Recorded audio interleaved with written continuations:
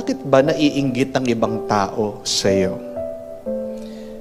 Simple lang ang dahilan.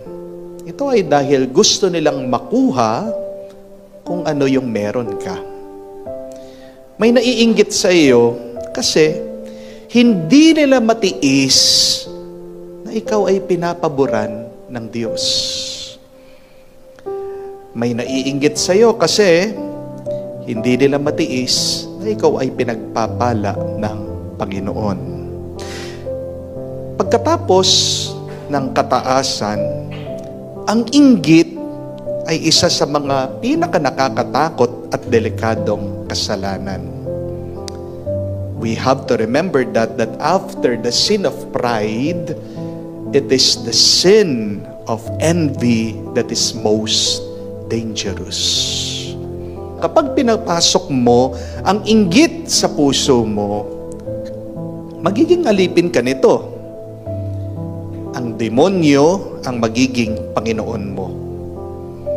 Ang mga taong inggit, wala sa tamang bait. Envious people are irrational people. People full of envy and jealousy are mad. They are insane. They are crazy.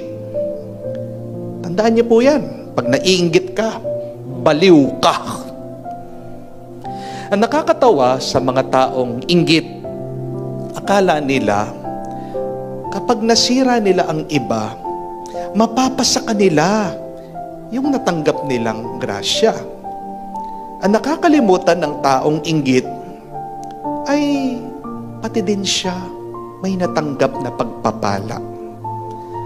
Kailangan nating matandaan muli yan. Walang tao ang hindi pinagpala. All of us are blessed by God. Amen? Ang sakit ng taong inggit, bulag siya sa grasya na binigay ng Diyos sa kanya. Sigurado lang, kapag inggit ka, hindi ka marunong magpasalamat.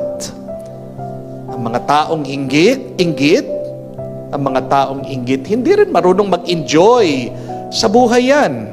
Amen? Ang mga taong naiinggit ay galit.